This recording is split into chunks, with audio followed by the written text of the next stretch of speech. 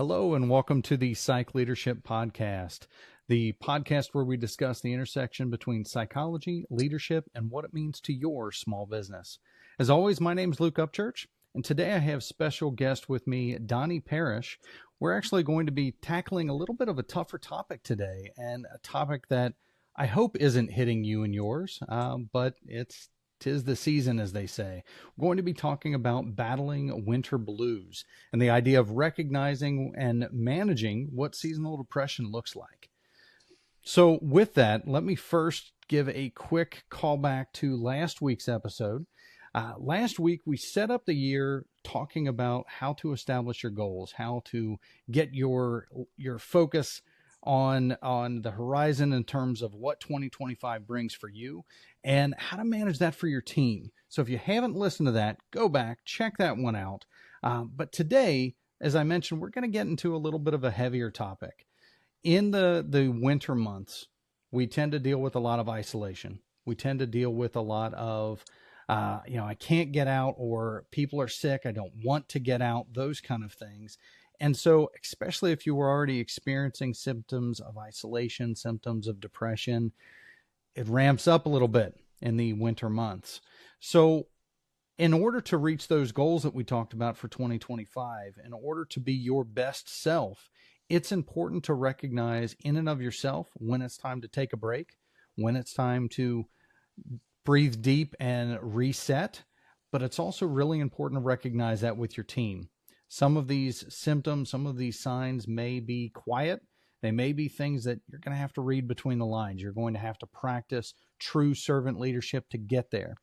That is why I brought in Mr. Donnie Parrish. So, Donnie, if you'll take just a minute and introduce yourself for us. Sure.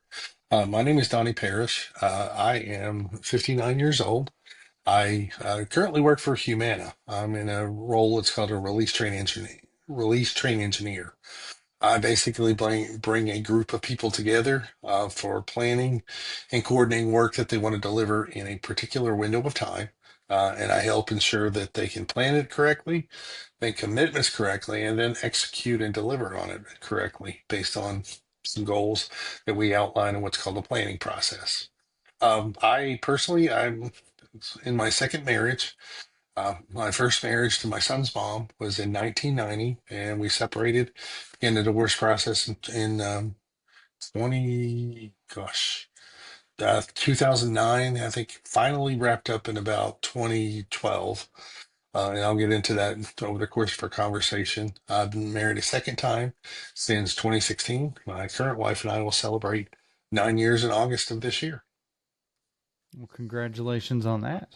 Good deal. Okay. Well, thanks for joining us today.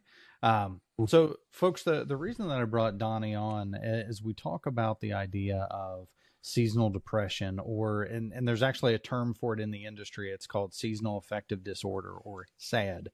Um, Donnie has some personal experience with some of those signs of depression, and both of us actually we kind of connected over a common story, and it's one of those stories Mhm. you'd rather not have in common. But Donnie, why don't you share with us a little bit about your experience, how depression and suicide and things that go along with it, how did that impact your life? Yeah, sure. Happy to share. My first wife and I met when we were in college, back in the early to mid 80s and stuff. So dated. By the time we got engaged, we were probably about 4.5, 5 years into it. By the time we got married in 1990, we had probably been together 6, 7 years, somewhere in that ballpark range. But over the course of getting to know her and dating and starting to understand um, an illness she went through, and that illness, one of the many things that she took away from it was depression. She suffered in her senior year of high school in 83, 84 from Epstein-Barr viral encephalitis.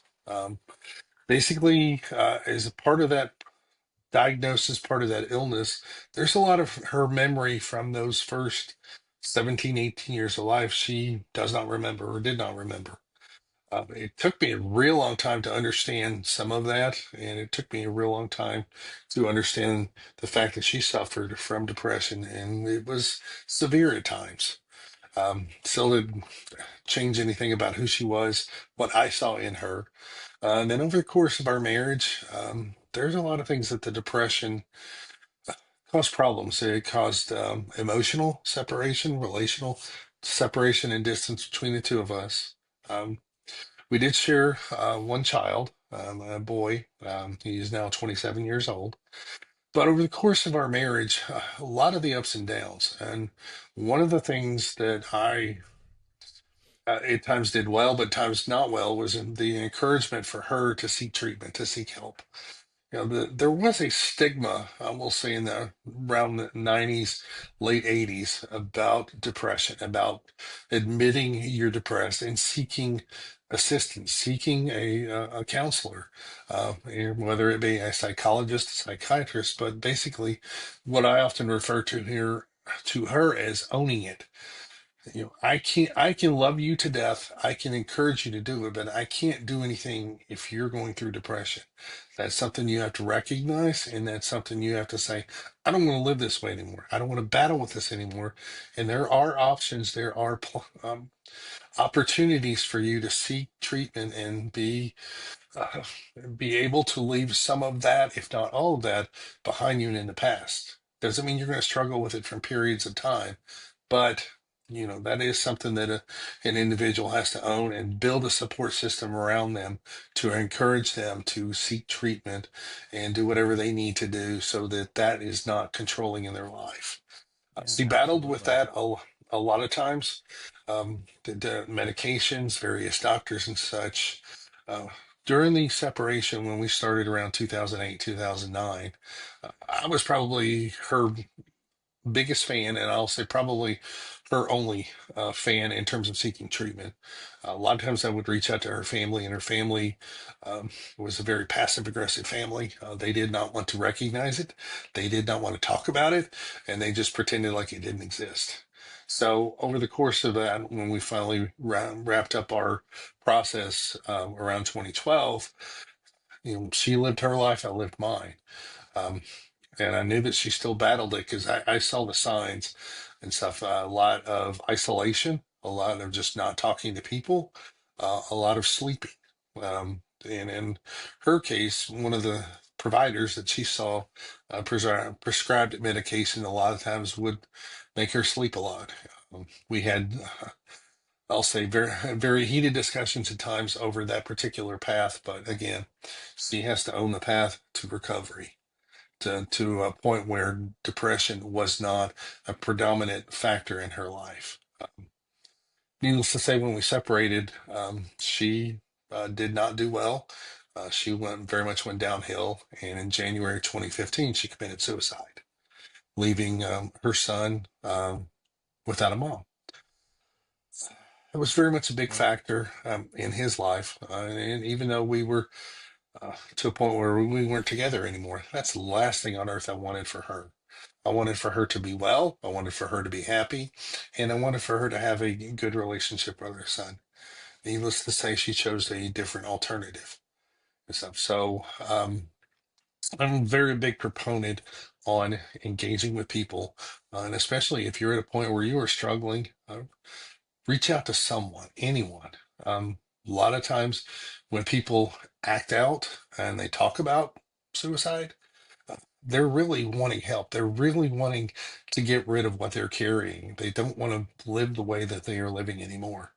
So, in a way, when people talk about it, my experience is they want help, and just sometimes just showing up, just being there, having someone to talk to, that can provide some level of assistance. It's when people get quiet, it's when people don't talk about it anymore, that's when you really need to be concerned. And that's kind of what she did, because what little bit of interaction we had through emails and stuff, because we weren't talking on the phones at the time, it basically ceased to exist. And so had a bad feeling about it. In the back of my mind for a number of years, I always felt that that was going to be the outcome if she were left alone to herself. I just thought it would happen later in life, not my son's senior year of high school. Wow. Wow. And that is, you've hit on so many things, Donnie. I want to step back for a minute and unpack that. First off, thank you for being vulnerable, for being able to share that with us. Um, I'm sure that several of our listeners out there, I hate to say this, but I assume that there are lots of folks out there that can relate to that. They either themselves have walked down that path or know somebody that has. Um, you know, so a couple things that you talked about there, the isolation, sleeping a lot, those things are pretty common. You typically also see folks start to give things away. So they get to that point where, especially if they've made the decision and they've started planning things out, that they kind of try to get their affairs in order, right? They might try to sell things to clear up debt if they don't want their family to deal with that burden, for example, or if they know that they want an individual person to inherit a given item, right? They may give that to them in advance, basically getting everything set for the eventuality of them taking their own life. Um, and it can be difficult as a bystander, right? Because when somebody says, "I need space, I need time, I need, just leave me alone, let me be," it's in some cases it's easy to back off and say, okay, you need your space, that's fine. What I would encourage our listeners, though, is when you start seeing those signs, it's one thing to give them space, it's another thing to check out altogether. And so, I mean, you mentioned in your story, even though the email correspondence was maybe not as much as it had been, you still kept in touch, even though the divorce, there's no good divorce, right? I'm sure Right. things weren't on excellent terms when that happened. Otherwise, you wouldn't have gotten a divorce. But you still cared for her as a human being. You still kept track of her. You still touched base with her. Maybe that was because you cared about her. Maybe it was because of your son. Maybe a little bit of both, right? Mm. But you still Yes. kept that going. Now, I had kind of a similar story. Um, First off, I did struggle with some depression at one point in my life. Um, I contemplated taking my own life when I was a teenager. There was a time that I had a note written out and was ready to go through with it. Even had some less than noble things that I was going to do beforehand. Kind of the a big middle finger to the world, if you will. So I had things planned out. What eventually got me, my grandfather, a person that I still hold today in very high regard. Um, he had a drive to him that I don't know, indescribable. I still have his picture up in my office. I still say hi to him every morning. Um, but in any case, I thought to myself, Grandpa wouldn't quit. There's something about his personality just spoke to me, and I didn't want to disappoint him. I didn't want to. I didn't want him to look down. At the time he had already passed away. I didn't want him to look down from the beyond and be disappointed in me. And really, that was the thing that caused me to took that letter that I wrote and I set fire to it. I didn't want to just crumble it up. Didn't want it found. I burned that up and decided to really start being intentional about, like you said, owning it, deciding in and of myself that I wanted to take a different path. And the problem with depressive thoughts is that it becomes a self-feeding machine. If you, whether you have negative or positive thoughts, if you wake up every day and you tell yourself that you're not good enough, that you missed the mark, that nobody cares about me, those kind of things, it's really easy to suddenly see the worst in everything, right? Yes. Somebody gives you a free coffee at Starbucks, and you don't see the fact that it was a free coffee. You see the fact that it wasn't the flavor that you wanted, or that they wrote your name wrong, or whatever. You find the fault in every little thing. Now, fast forward to I guess it was 2017. You and I work for the same company, so that's my day job as out at Humana as well. Um, I was working out of the Cincinnati office, an office that doesn't even exist anymore. And in that building, you didn't get cell phone reception unless you were on the exterior of the building. So that day, I had meetings in the center of the building in a boardroom, and I was in there most of the day. And the meetings finally come to a close. I'm walking back to my desk that happens to be on the perimeter of the building. And as I get about 10 foot from my desk, my cell phone starts just blowing up, vibrating like it's, like it's having a seizure over here. And it was because everybody and their brother was trying to get a hold of me. I had 7, 8 missed messages on my desk phone, my cell phone, text messages. They had found my biological dad. Now, we were not, to say that we were estranged is sugarcoating it. We did not have a good relationship. And so unlike your story, when we had our bad breakup, so to speak, I didn't make a lot of effort to keep in touch with him. And that's a burden that I'll always carry with me. We'll circle back to that here in a moment. But in any case, everybody was trying to get a hold of me because he had taken his own life. He was a veteran, and he experienced some PTSD. He experienced some. He had actually gotten injured. Had some heart issues that were a side effect of his tours of duty and so on. And he didn't have that support system. He didn't have anybody to lean on. And so eventually, I guess that got to be too much for him. When I went into his apartment and talk about I don't even know how to describe the experience. If for those of you unaware, the next of kin, when they are contacted, the environment, the scene can't really be cleaned up. They can remove the body, but they can't clean anything up until the next of kin has been there. And so I came to his apartment. He had apparently just moved in. I guess he had recently been, I guess, evicted from his last place. Things were packed in a very weird order. Imagine somebody just basically putting a box at the end of a dining room table and sweeping everything off, food and everything, into the box. It was kind of a weird situation. But I go in there and his false teeth are knocked out, sitting on the tile floor, and a puddle of dried blood there. You could see where he must have taken these pills, maybe decided that that wasn't the way he wanted to go out and tried to get help, and stumbled into the doorway. And that's where they found him.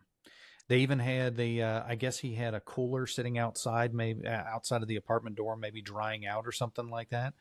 The paramedics, I guess I don't know why they did this, but the rags that they had used to clean up the body, I guess, these bloody hospital style rags, were all thrown in this cooler outside.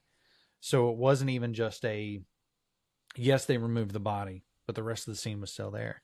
The TV was still playing on loop where he had been watching the movie. I'll never forget the scene. It was the one with Leonardo DiCaprio about Hoover. That was still playing in the loop. When you get done watching a DVD and it just goes back to the menu and it plays that was still playing. His candy bowl was still sitting there. His drink was still poured. The scene was exactly as he had left it, minus the body. And so that's what I came into. Now, I had a support system at the time that helped me clear out that apartment. We had a very short window to clear everything out. But part of what ate at me for the longest time, and it took me a long time to kind of forgive myself, was the idea that I knew that his story came to a close because he had no support system. And at the end of the day, like you said, Donnie, the person in that situation, they have to own their situation. So I know now that that's not my fault. At the same time, as a son, I carried a lot of guilt about that. That, what if I would have just called him once? What if Donnie, another colleague of mine, he was on one of my earlier podcasts, a guy named Donnie Disler. He shares a story about there was a gentleman that he had come to the end of he was ready to take his own life, and he wrote this note to his family, and he said, "I'm going to walk to such and such a bridge, and I'm going to jump off. It's 2-3 mile walk. If anybody says hi to me, waves to me, acknowledges that I exist and should exist on this earth, I won't jump." He jumped, walked multiple miles past who knows how many people, and nobody so much as waved at him. And I thought to myself, if one person would have done that for my dad, maybe he'd still be around. And I carried a lot of that inside. How would you, how did you experience the same kind of thing, Donnie? And how did you deal with that? Oh, yeah, your story and a couple key points you made resonate very big for me. I still to this day remember getting the phone call from my former sister-in-law that she had died. I knew exactly what had happened. I knew her manner of death, or so I thought. I had an opportunity to engage with the police because literally her parents had called the police and placed a welfare call. The police entered the back door of the house. Um, Sorry, years later, this is hard. Um, they found my wife hanging from my son's bedroom door. Um, and one of the key points you made about cleaning up afterwards, after they removed the body, my former father-in-law would, by that time, we were more estranged than even my former wife and I were. But I put my emotions aside. He's like, "I need help." And I said, his name was George. I said, "George, I'm more than happy to help." So um, I entered the house with him. I brought friends to help take items out of the house. And if you can imagine, got one of the friends from my church at the time, pickup truck, and he had a flatbed trailer, probably 20 feet long, probably 10 feet wide. So we basically worked and brought lots of people from the church who helped. So it took about 3 or 4 trips of filling that up before the house was emptied. But I still remember to this day walking in the house. Um, Death does leave an odor in the house. So, yeah, and it is very distinctive. You will never forget it once you experience it for the rest of your life. I walked into where the room, and it was the door entering my son's room, and we took the door off the hinges. I still remember finding matted hair on the top of the door, and literally taking uh, a knife, utility knife, and we were cutting out sections of the carpet that was where the body was hanging. When you pass, a lot of the things we keep inside as we're living leave the body, so we had to clean a lot of that up, and literally had to open the windows for days for that smell to leave. um, in getting that call and stuff, this is a woman I cared about for a number of years. And even though we were separating and divorcing, I still cared for her as a person. But in that call, to say the basket case was an understatement because this is a person I spent so many years loving. And now the fact that they're not here anymore, but also they're not here anymore for reasons that were by their own hand. Um, a lot of the goals that I had hoped for between her and my son were now off the table anymore. And I still remember my son walking in the door. What I didn't know at the time was his grandparents had picked him up and were letting him know that his mom had passed away. And I still remember the look on his face coming in and like, "Dad, are you okay?" And I said, "Yes, son, I am." I said, I just, there's a lot of hopes and dreams I'd hoped for you and your mom that are no longer here. And I said, and because I didn't share with him how she had died, and I said at the time, I said her passing just really hits me hard because I didn't think that this would happen right now. And I still remember going through the process, getting the certificate of divorce, and literally the next week, my parents came into town. We huddled around my son, and I found through the EAP Employee Assistance Plan of my employer, I found a counselor that worked with teenage boys. So we had him in counseling for a good 6 months, just really focused, really dedicated, and just hands-on stuff. He did wonders for my son. Then there were times I still remember to this day where I brought the death certificate with me, and we talked about, I gave it to him, let him read through it, and I said, look at line 16, I think it was, and stuff. And I remember him looking at that and just spending 10 minutes of quiet, and then we started talking. The reason we got to that point is in that interview with the police. I spent 2 hours with them, and one of the policemen looked at me and said, "You need to get in front of this and tell your son how his mom died." And I said, "How do you tell somebody that?" And he's like, "This is not going to be. This is going to be the hardest thing you're ever going to have to do for your child, but he needs to know." And to this day, her parents were. Incredibly upset with me that I did that, but I didn't care. I wanted, my focus was him, not them. Again, they didn't want things outside of their little family bubble to show that there was anything out of the ordinary, there was anything wrong. My focus to him is like, you need to know this, you need to ask questions, because in some of the reading, some of the learning I did, survivors, like children, for example, of parents who commit suicide, often think about suicide. And I did not want that to happen to him. I did not want that to be something that he carried with him. Now, he had curiosity about it, but that's pretty much all it was just a curiosity about it. We spent lots of time talking.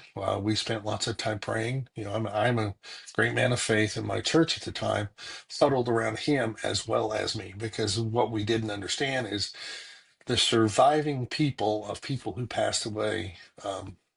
They're broken individuals.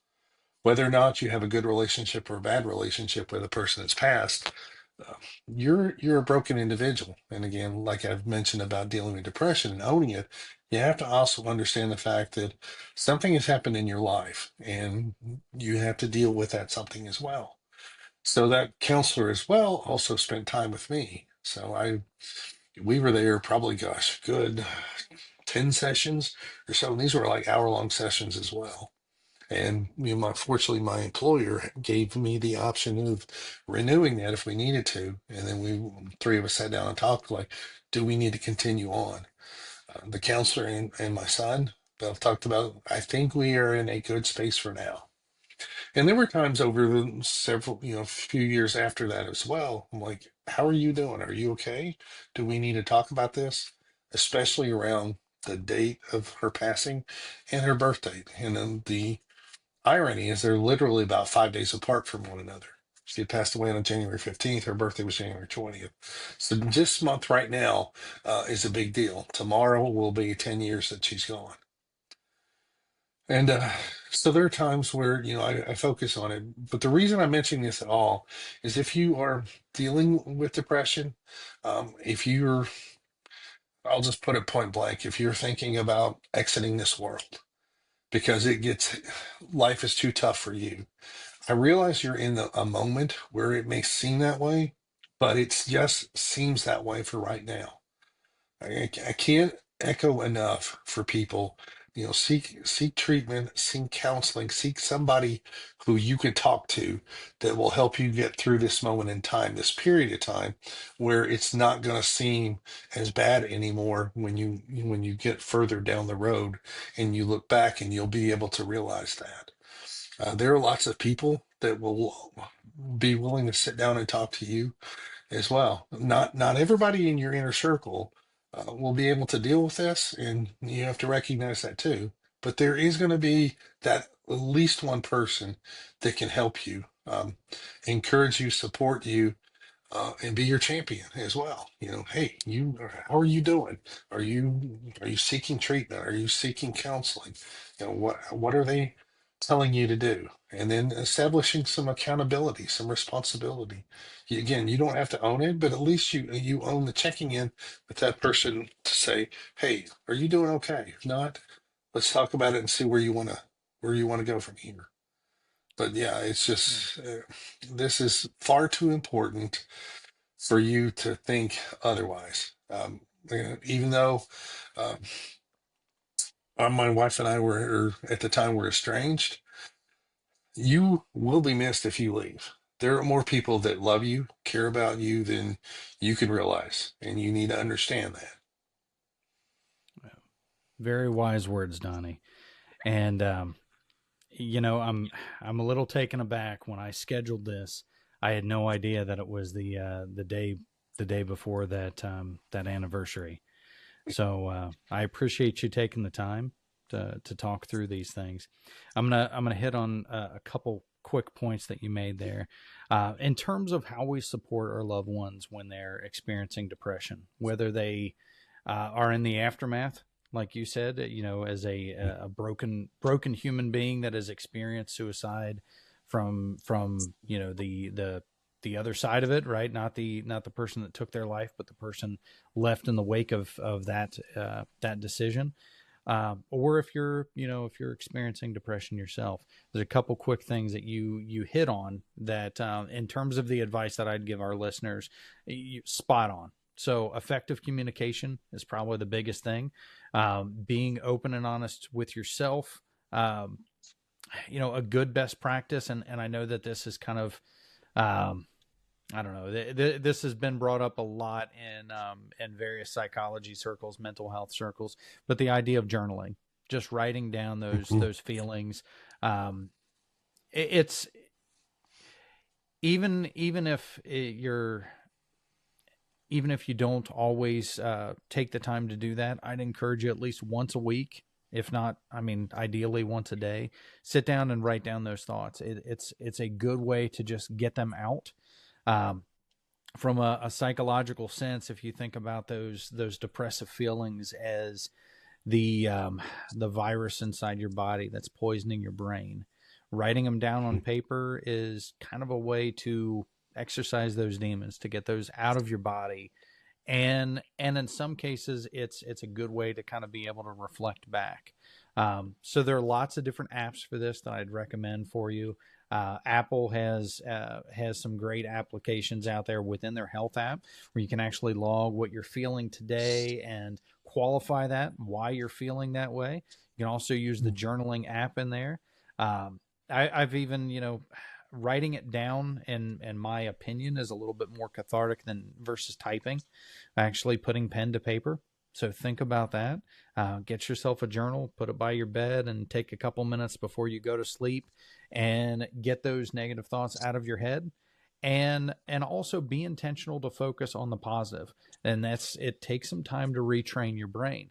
We talk a lot at the beginning of the calendar year, New Year's resolutions, and how long does it take to create a habit, to retrain your brain? It's 21 days is kind of the statistical mark of how long it takes. So be intentional in the next 21 days. Write down what are you feeling, but at the same time, take a minute to express gratitude, to actually write down what is positive in your life. All these things can help you to deal with the depression in your own life. But now I want to shift gears a little bit and talk about how do you recognize these things within your team. So within the Psych Leadership podcast, a big focus that we have is how do you bridge the gap between psychology and leadership. So one of the things that I typically start with when I think through the leadership side of it is, going back to that communication, right? The open, honest dialogue. So we talk a lot in the business sense about this idea of psychological safety, right? Being able to speak up, being able to speak your mind. But that goes beyond just the workplace.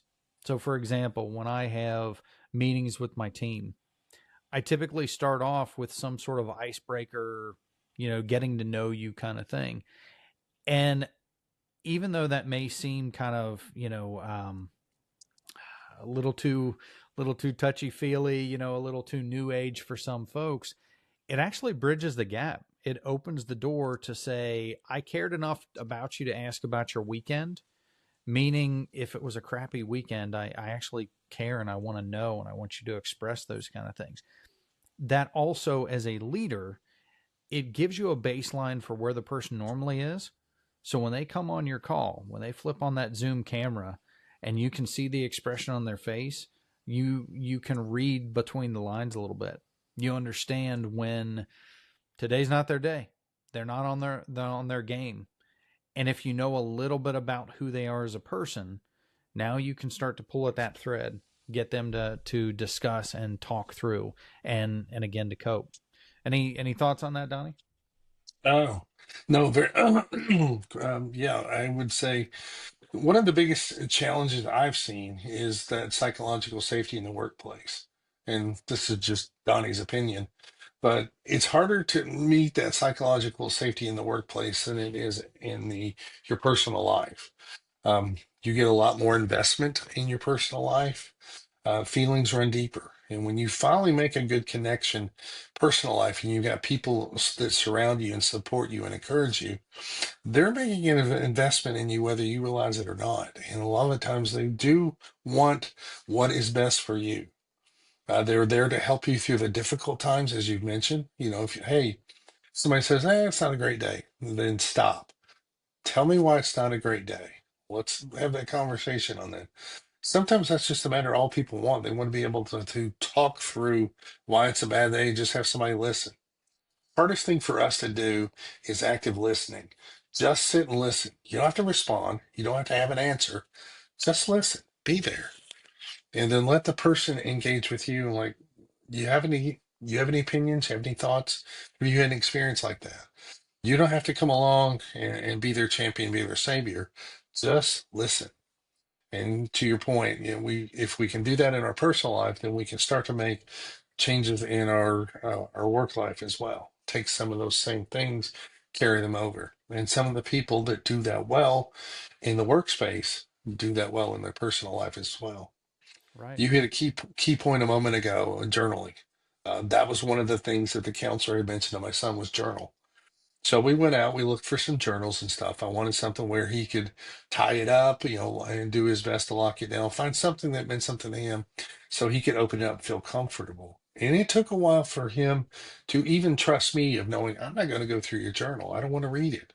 Even to the point of, find somewhere in your room, hide it. You don't have to share it. I don't have to know where it is. And then as he got more comfortable, realizing there's that safe space of knowing what I write in my journal is just for me and stuff. He basically got to a point where he could leave it on his desk and he would know I'm not looking through it.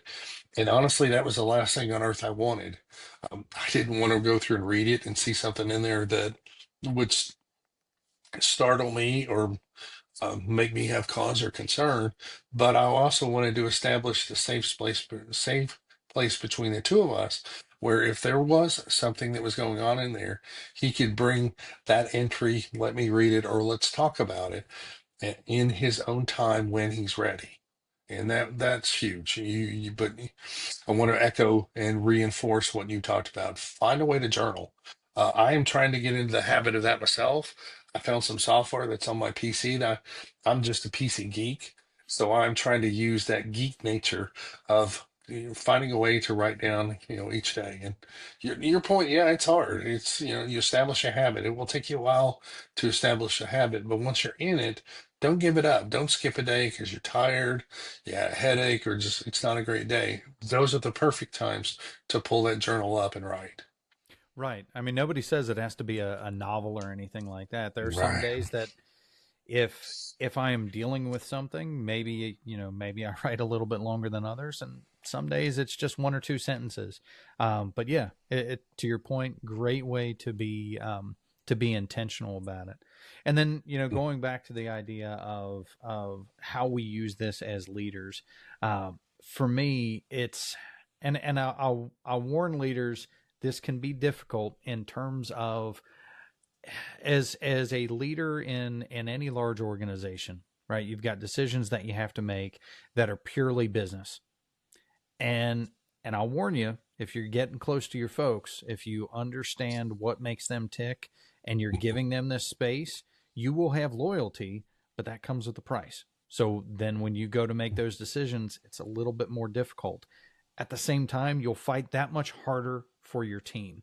I had somebody on my team that his family was waiting on a diagnosis, and they had reason to believe that it might be cancer. And as soon as this person told me about it, my heart just completely it leapt out of my chest. I don't know this person's family, like not directly, right? But we're close enough that I felt like I did, if that makes sense.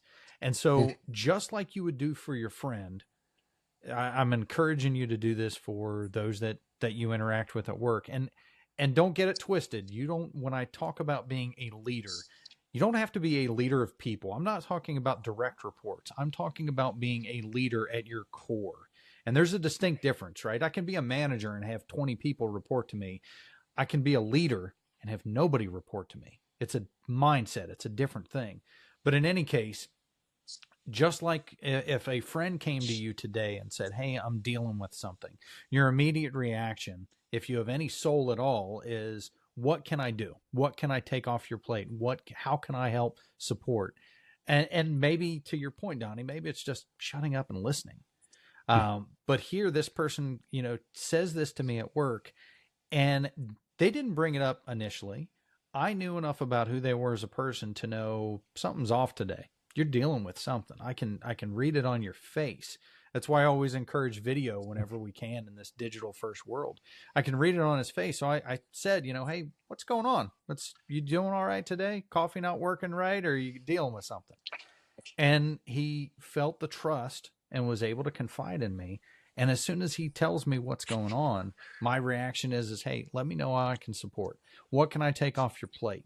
Because I know if I was dealing with that same thing, my head wouldn't be in the game. I wouldn't be making the appropriate business decisions. So I would rather him take that time and be with his family and support them as they need, versus just telling him to brush it off. And that kind of gets into some of these other things to avoid. Effective communication is fantastic. We also want to make sure that our responses are correct. So dismissive responses, like telling somebody, "Well, just cheer up. Just, look on the bright side. It'll be fine." That's not what they need to hear. They don't need your advice as much as they just need you to shut up and listen. So another thought for you, and we're almost out of time, Donnie. So we'll wrap it up here in just a second. But I wanted to encourage folks, if you are somebody that is dealing with the aftermath of suicide, if it's impacted your life, think through ways that you can honor that person through your actions. So, Donnie shared with us that tomorrow's the anniversary for that event in his life. And Donnie, this podcast right now, I'm in 7 countries, 44 cities across the world. So your message is getting out there to the masses. So in terms of honoring the passing of your ex-wife and making it have meaning, the lives that you're touching just through this conversation, that will echo out across the world. There are people that are going to get this message, that are going to hear that are going to take action, that are going to go buy a journal and maybe get some counseling. So I thank you for that. Anything else you'd like to share with our audience in closing here? Yeah, it's okay to feel bad. It's okay to not have great days. What I can't encourage enough is, don't go down the road too far of thinking my life has no meaning. Your life has more meaning than you have. Um, and I appreciate the fact you're sharing some of the outreach as well. And it's something that, to tell you how strongly I feel about this, if people want to reach out to you and make a connection back to me, if there's anything I can share, feel free and stuff, because this is far too important to just let this go by the wayside. It's far too important not to address the elephant in the room, because believe me, that elephant can go away if you work to make it go away. Right. Or it can take up residence, right? Right. Either way, kind of Hmm. our choice. So Donnie, again, thank you so much for hanging out with me today. And I will definitely share some information through the links. Lots of different ways for folks to get that support, whether it's reaching out to you or I, or countless other interactions Yes. that they can be intentional about.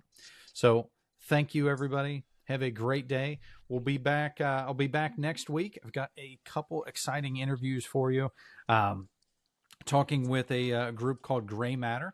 They're going to talk to us a little bit about some new technology that they have for dealing with PTSD.